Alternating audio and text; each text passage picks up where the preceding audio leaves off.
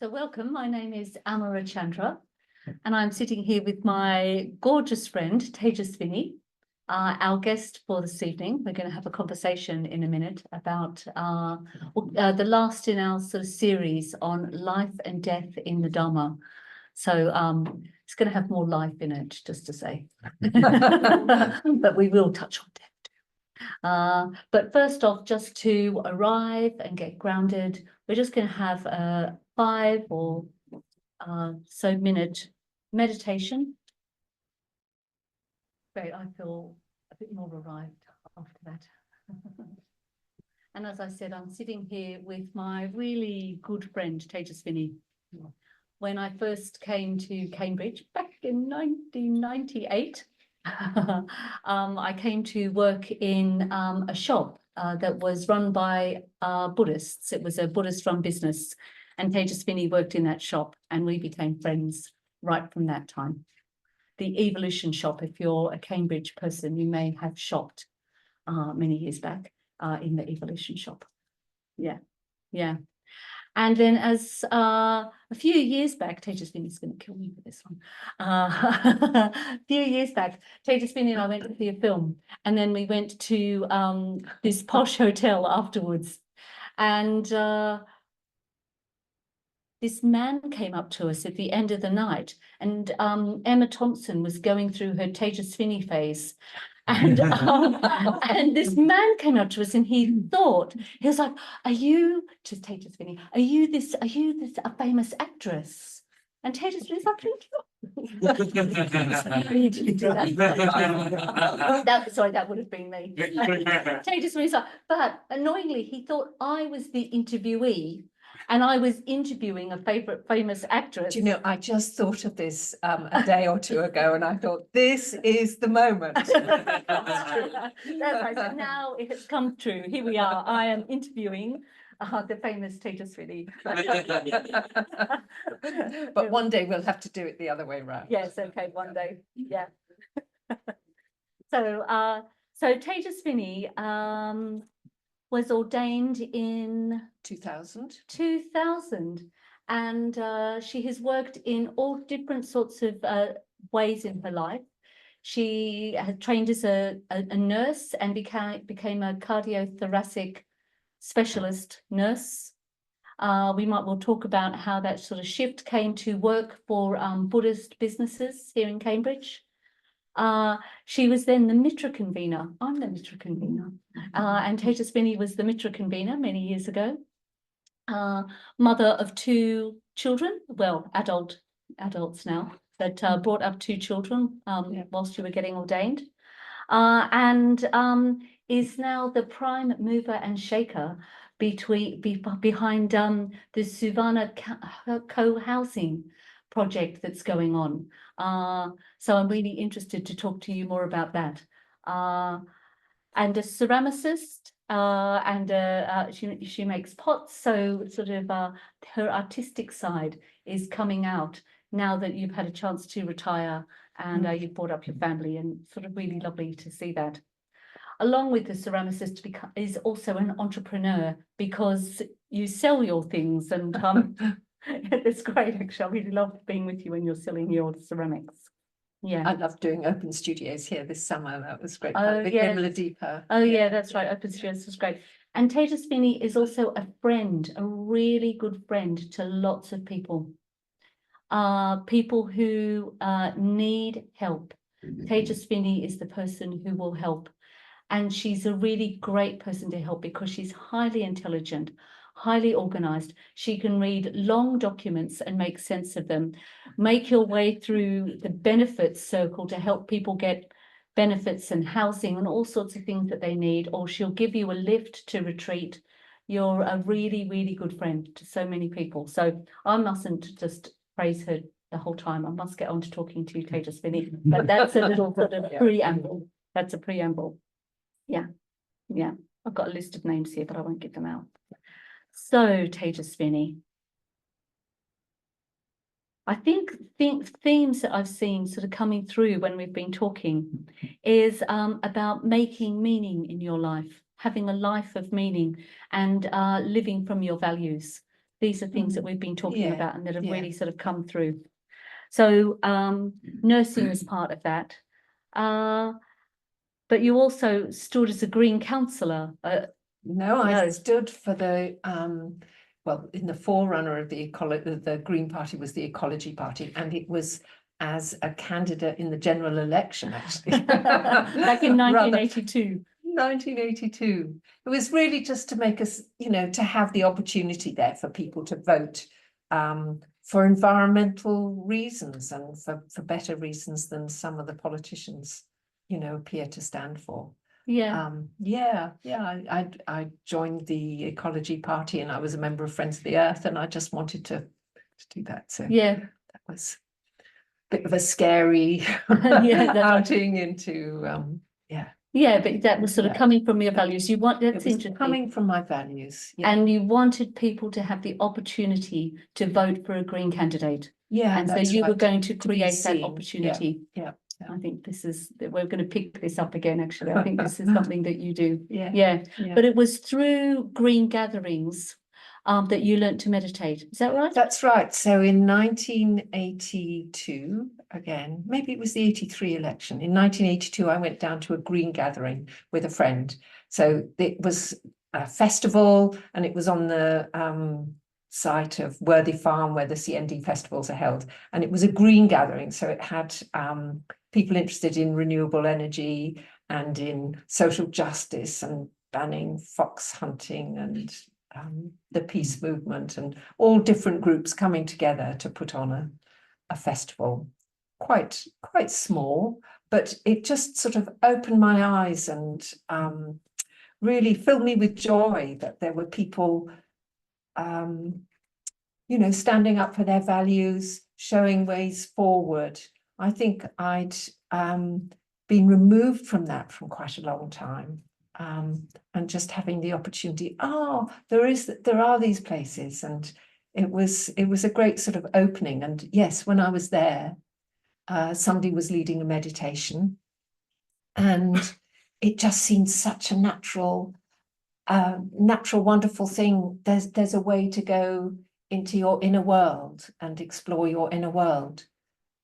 So that's the first time I learned to meditate. Yeah. And I think when we were talking, there was the one quality that you were drawing out was something about a lack of cynicism. That's true. When you're not exposed to those sort of joyful, life-affirming values maybe in the people around you in a personal sense, but not values that are very explicit in wider society. And then it's wonderful to sort of find them and to realize, actually, this is free from cynicism. And it's something I found in the movement as well, you know, coming into Triratna context, that there isn't a cynicism or an irony or a kind of, that those kind of, more positive values can come through. Yeah. So that we can work towards making change, having change in the world. Well, when you can see those things being expressed, you can get on board with it. Yeah. And yes, I think when we were talking earlier, we talked about vegetarianism as well. Like there were very few vegetarians in those days, but it's because of the people who did stand, you know, put themselves out there with vegetarianism and talk about it and make it more available to more people, that you have more people now who are vegetarian and vegan and so on. So, and I think that can be reflected, that's reflected in meditation as well. If there weren't people teaching meditation, offering classes, it just wouldn't be so widely talked about, so widely available. So I think you can look back to earlier people who sort of exemplified those things. People like yourself, actually. The people before you, but also, that's right. But you were, yeah. So then you were in Oakington, or you were all different places, and then you moved into Cambridge. And how did you get in contact with Triratna? Well, it was so it was Satchinandi, who some of you may know, offered a class at the Women's Resources Centre. I don't know that it still exists, maybe it does, I don't know, which I went to, and then she there was talking about meditation classes. So I went along to a meditation class before any of the centres opened here. They were doing classes at the bathhouse in Wider Street. Oh, yeah. So there were public classes there. And a few months later, the centre opened at number 19 Newmarket Road, just over the road. And so I started going along there and became a mitra there. And yeah. And then the centre moved to bigger premises, and then it moved here in the late 90s. Yeah. And you had 2 small children as you started to learn to meditate. That's right. And you know, it wasn't an obvious sort of path, because almost everybody that I met was single. Almost all the order members that I met through Triratna were single, were living in communities, were working full-time in Windhorse trading or the Evolution Shop that you mentioned, you know, team-based right livelihood movement, which raised a lot of money for the movement and was a place that many people contributed to. So it was hard to see people in my situation, you know, being a parent of young children. How could I practice the Dharma in a wholehearted way? How could I ever think about being ordained if I couldn't, you know, live that lifestyle? Yeah, that's right. I didn't have to live that lifestyle.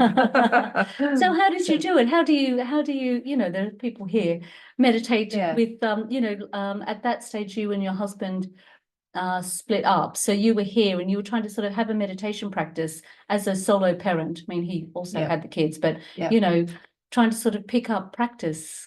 Well, you just wake up earlier. You just wake up earlier and form a habit. And it's like habits, you know, habits can get a bad press, but they can get a good press too. You know, when we create good habits in our lives, they carry us forward.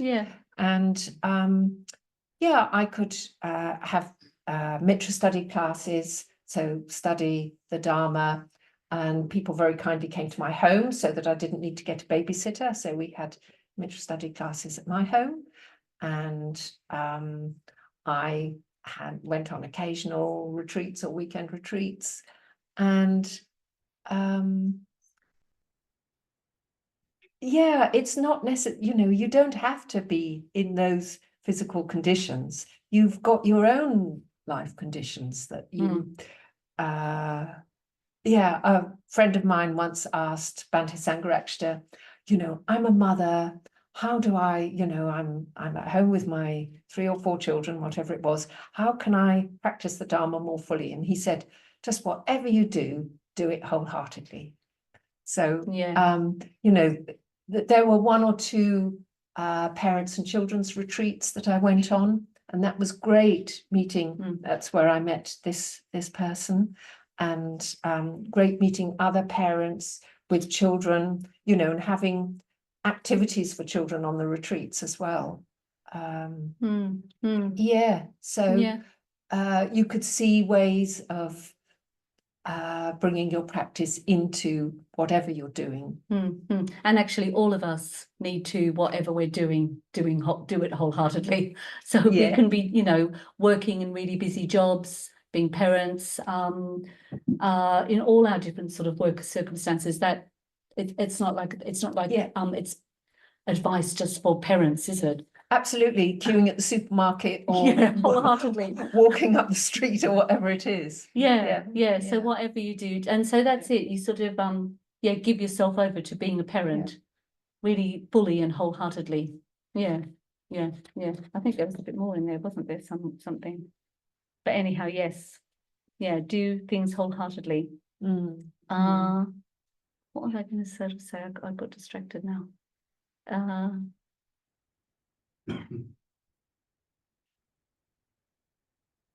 Oh, yeah. So, oh, yeah, okay. So then eventually you were working as a nurse.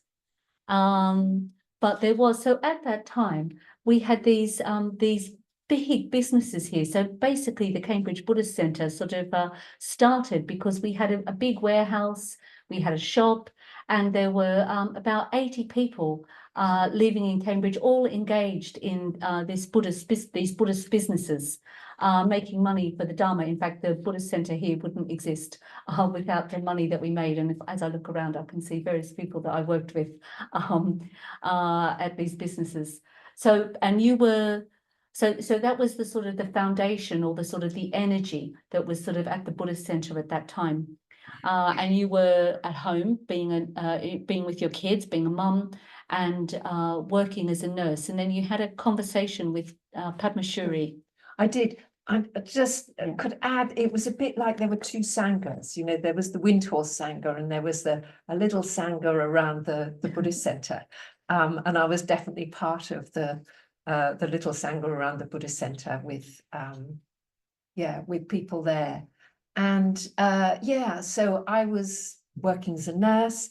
I was, as you say, I'd moved into Cambridge with my children. And I was sort of wondering, oh, should I go back and study? What should I do now? You know, something about my life isn't working. So I just thought, who's a good person to talk it through with? And Padmashuri was the order member who led our Mitra study group. And I went to talk with her, and we had a nice chat and everything. She said, well, have you ever thought about working at Windhorse? And I never thought about working at Windhorse. You know, I couldn't really see how that would work, that you know, I needed an income to live on and so on. Mostly people at Windhorse earned, you know, lived in communities and got retreat allowance and got a small personal allowance, but I didn't think it would stretch to supporting, you know, me and my family. But actually, I went and talked to them and we worked something out, and I went to work in the shop, in the evolution shop. And that was such a great move for me. You know, I'd enjoyed being a nurse, but I was only working part-time, and it's not the sort of job, you know, it was a very routine way. I couldn't progress as a nurse into management or into different roles, particularly where I worked. So although it was very enjoyable, it did have its limits. And then the thought of working, you know, with the Sangha, of contributing to the movement in some way, and also helping my own practice through working with other Buddhists. Yeah, I just sort of went for it. Really. And really loved it. It released a certain amount of energy, you know. I think there was a bit of a double side to it. I think I was overly idealistic, overly enthusiastic, and, you know, that rubs off after a time. And I saw this with some other people as well, that, you know, it's almost like you have to have a certain amount of illusion to completely throw yourself behind something. Do you know what I mean? You know, and then with that comes a disillusion later. I mean, it wasn't a big disillusion, but it was just that it didn't work for me long term, you know, so I needed to leave the shop. It was very demanding physically. And Christmas times would be very demanding. So that's hard. I couldn't keep on going after a certain point. And so I had some time off, and then went to work at the Windhorse in some of the admin teams there. Yeah. But how long did you work for Evolution in Windhorse? I think 6 or 7 years. Oh, okay. Yeah, about 7 years. Decent amount of time. Quite a long time. That's right. Yeah. And what was it? So we had these teams, we worked together as Buddhists, and we brought our practice into our work. It was work as practice.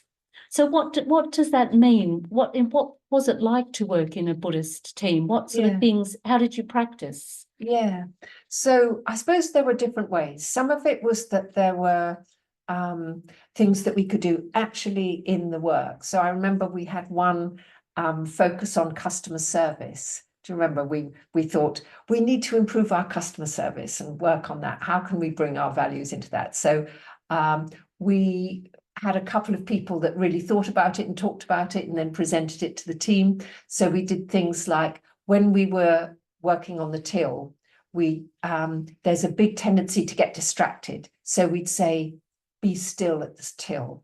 So you could really, this would be a little phrase that go around. So you really develop your mindfulness when you were sitting on the till, for example. Or when you were on the shop floor, maybe doing displays or helping customers, there would usually be two of us. So be aware you're a pair. So there were two of you. So you'd have to keep connected with the other person, and see what they were up to, see if they needed help, see what was going on, not just completely get lost in whatever you were doing. So that was one way that we worked in, as with our Buddhist practice. Yeah, that's right. But then also the structure of the team, it was great. Once you'd been there about 3 months and you were a full-time member of the team, we used to rotate the jobs. So you would rotate being manager. So we would all experience what it was like to manage the shop. And we'd manage the shop for a week at a time, and then somebody else would take over. So it was great in learning different skills. So that was another way.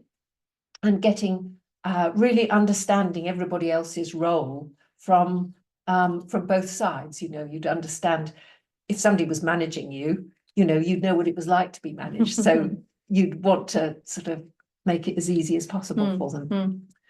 And then also we would have one morning a week where we had team meetings. So we'd sort of tune in with each other and get to know what was going on with everybody so we could support them. And then we'd have what we called a right livelihood session, and we'd maybe do some Dharma study, or maybe we'd do something like talking about what we would need to work on, taking a precept maybe. So I remember one that I took was I could get very much into being busy, into doing things all over the place and lose my mindfulness. So I took a precept to take a break twice a day where I'd sit down for at least 5 minutes and do nothing. So I still recommend that. It's still a good practice just to stop and do nothing a few times a day.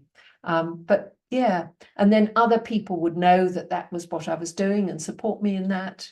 Yeah. So no one would think Tejasvini's not doing much today. Yeah, And look like, at her. Look at her. You're like, oh, it's her 5 minutes. She's just sitting doing nothing. I won't ask her a question about work. Exactly. Yeah. So a real sort of team and a pathway and a sort of practical way to develop as a human being in practicing the Dharma. I remember thinking of it a bit like, those children's playgrounds where they have roundabouts, that one person kicks off the roundabout and then it spins round and then somebody else kicks it off. And it felt a bit like that sometimes when somebody would go off on retreat and then come back inspired and pass it on to the rest of the team, and then somebody else would, or something would be going on, and you could inspire each other, you could help each other go deeper. So then that was workers' practice, and then you decided to work here at the Buddhist Center as the Mitra convener, and that was a different kind of focus for workers' practice in a way, wasn't it? That was very different. That was not so much in the sort of external results, though. Not so much in the external results, more in helping people come to the Dharma and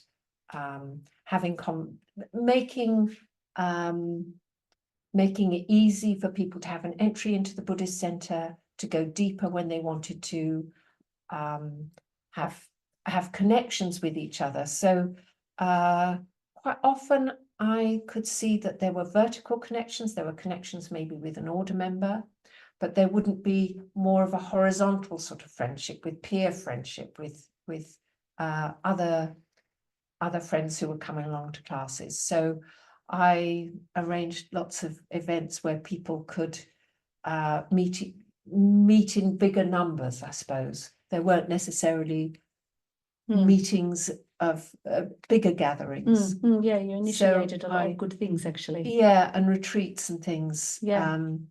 For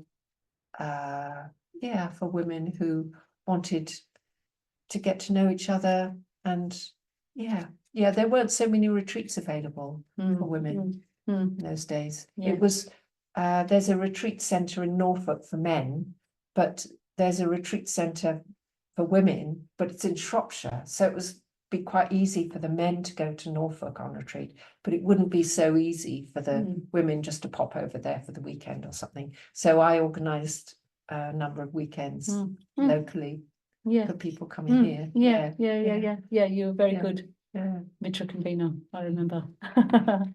Yeah. So I guess there's other things I want to sort of talk about. So now, well, so Tejasvini was, I'm going to sort of condense something here. Was living on her own. Her kids had left home, and you were aware that something about needing more community in your life. She had the whole Buddhist center, but she needed more community. And eventually, and you thought to start a co-housing group for the Cambridge Buddhist Centre, but for Buddhists. So Dianita, who's a friend of mine, and Annabelle, they were both involved with a co-housing community that was in the process of being built before it was built, called Marmalade Lane. Well, it wasn't the right time for me to join that. I was very attracted to it, but it just wasn't quite right for me.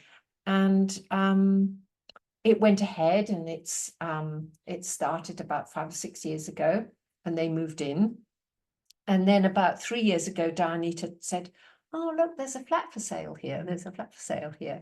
So I thought that sounds interesting. So I went to have a look, and I ended up living there. So I now live at Marmalade Lane. But before that, as you say, I really loved the idea of it. And I thought, how much better if we can have a co-housing group that's also for Buddhists. So the idea is there's where I live, there's 42 houses and flats, and then a lot of common facilities. So it's a bit like a village, but it's in a town. It's quite contained. So there's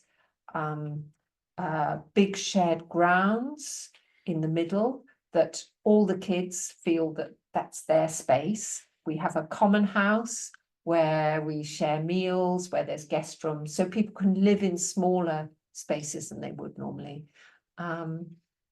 It's a great place to live where there's community.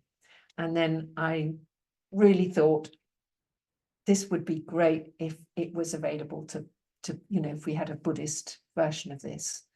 And I think particularly being aware of some people who'd spent their lives working in Buddhist centers or retreat centers, or a mix, or the businesses, or whatever. And then when they retired, it didn't always work out well for them to stay in the community. They might want to live on their own at some point, or live with their partner or whatever. And it's not so easy to get housing these days. So I thought if we could just have a few apartments for retirees, that would be great. And then I also became aware, well, for young people, housing isn't very easy. It's really hard for people to get the housing that they want, particularly younger people. And for families, and you're seeing a drop off in people having children later and so on because of this. So it's partly as a response to those things. So we have actually got a site that we're in discussions with a developer about at North Stowe, so halfway between here and St Ives, so about 8 or 10 miles out of Cambridge. And yeah, we're at a very exciting stage of just getting that, having discussions about that, entering into a sort of co-design stage. So we get involved in designing it and saying what we want. You know, maybe a shrine room will be part of that, place to eat together, shared laundry, shared gardens, things like that. Pottery, shared. Oh, definitely a pottery workshop, pottery. Yeah. So you've got quite a number of people who are interested in creating this co-housing. And it's not just Cambridge people anymore. Lots of people sort of around Triratna are hearing about it and thinking about how they could come and move in. And it just sounds so exciting. And we really want it to be multi-generational. Yeah, You know, we yeah. really want to appeal to younger people to come and live with us as well, because that makes it much more natural, much more village-like.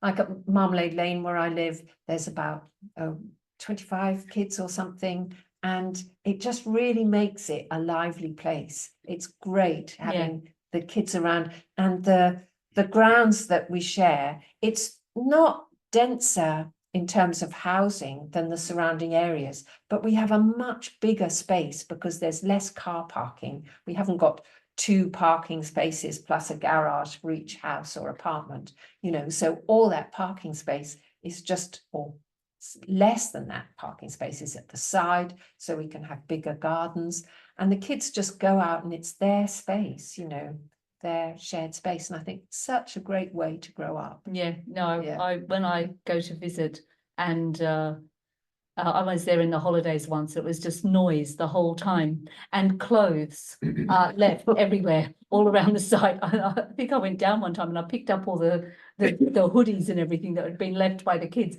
I thought, I don't know, I guess the parents know that they're there, or they'll come in the morning and get them. But, you know, just stuff left everywhere. It's really, really lovely when I go there.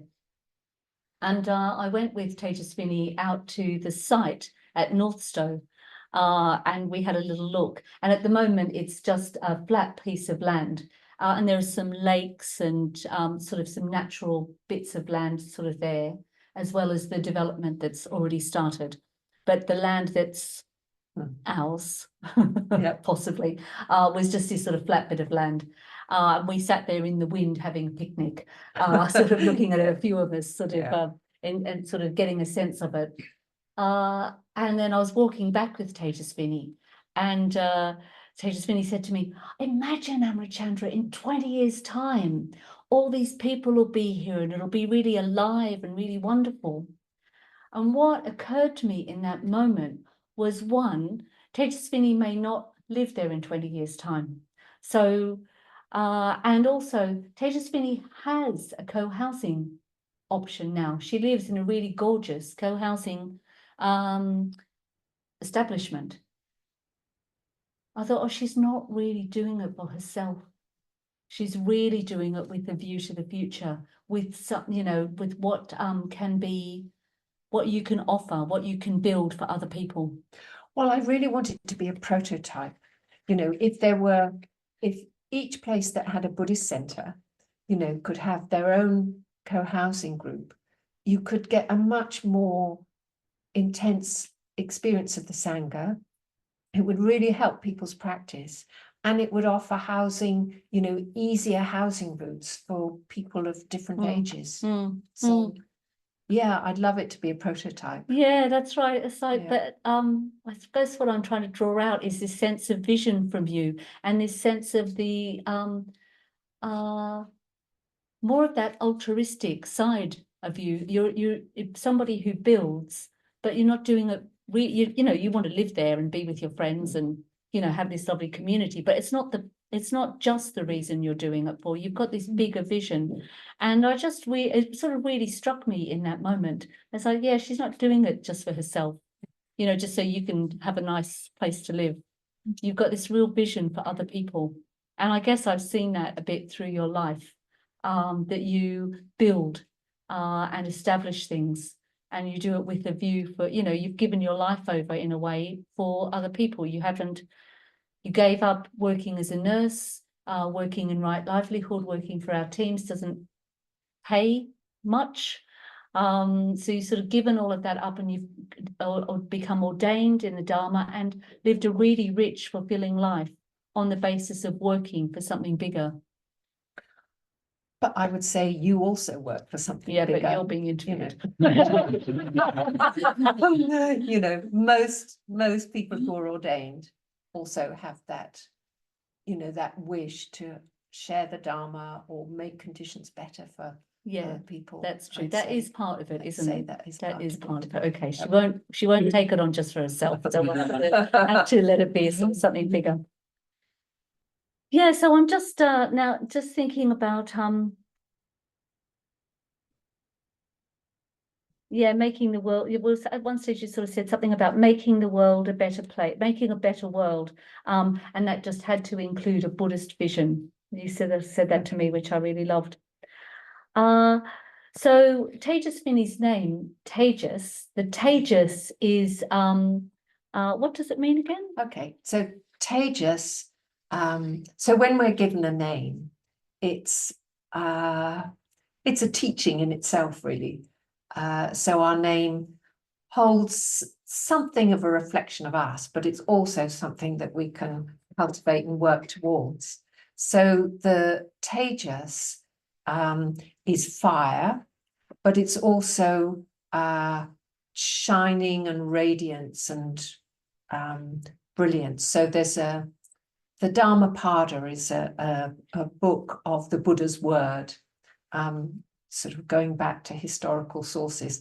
And there's a little quote in the Dhammapada where it says, the sun shines by day and the moon shines by night, but the Buddha shines in his radiance. And that last shines is a different word, and that's Tejas. So it's fire, which can transform, you know, fire burns and transforms and brings light, but also it's that that light of the Buddha in a way. Yeah, and I don't know if you know Thai Buddhas, they often have a flame coming right at the top of their head. That's the Tejas flame. Yeah, I like that for you. And Vini, what's the Vini? Image. So V is a bit of an emphatic, and Vini can mean the one possessing. The one. So you possess this fire, this radiance, and also this quality of transformation. Yes, and there's another aspect as well, which is moral and spiritual influence. So a bit like shedding light, perhaps. Oh yeah. Oh, actually, it does really work for you, doesn't it? Yeah. So if you're sort of just as we sort of come to the end, and you know, as we move into getting older, looking back on your life and this energy that you've brought to your life, you know, we've sort of I've highlighted a few things, but Tejasvini's a woman of energy.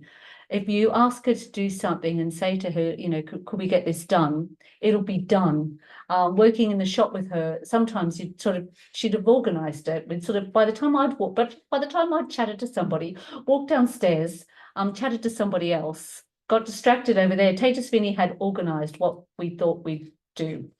So like, it wouldn't happen like that. So you've got this sort of energy to your life, but as you sort of move into older age and you're sort of looking back at your life, I'm wondering just how you're reflecting on your life. Well, I think with a huge amount of gratitude that I found the Dharma, that I've lived at the time that I've lived. I've enjoyed doing some longer retreats in the last few years, so I'd like to continue doing longer retreats and have more time for practice and reflection. And a lot of although I'm active, it's not out of a sense of discontent mostly. I really cherish space and my time, and being able to be creative or be able to do nothing, you know, whatever. And so I think as you move into, I mean, none of us know when death will come, but I very much hope that I will be able to see it as just part of my life and experience it as it happens. This is life ending. This is life, the life force ebbing away. This is what it's like. This is what it's like. You meditate on a particular form of the Buddha, or form of a female Buddha, White Tara, and she has an aspect that's about long life, but also about death, really, as well. She has this aspect of bestowing merit, wisdom, and long life. Yeah. Yes. But she also has the wisdom of knowing the deathless, which I think is the other aspect of bestowing long life. Sorry, say that again? The wisdom of knowing. The wisdom of knowing the deathless. Oh, the deathless. Yeah. Knowing the deathless. And I think we all have this seed of wanting to know the wisdom of the deathless within us. We've all, or however you might phrase it differently, as a seed of the unconditioned or something beyond the world. But we've all got this treasure within us that we long to open out and know more intimately. I think that's what brings us here. Yeah. Wow. Wow. Well, on that note, I think we have finished at a perfect time. So the deathless. So yes, as we move towards the unknown, yeah, it could be phrased the deathless. Yes. Yeah. Well, thanks to Tejasvini for being here on Dharma Night and sharing your reflections of life and death in the Dharma. It's been very, very rich. Yeah, thank you very, very much. Thank you for inviting me.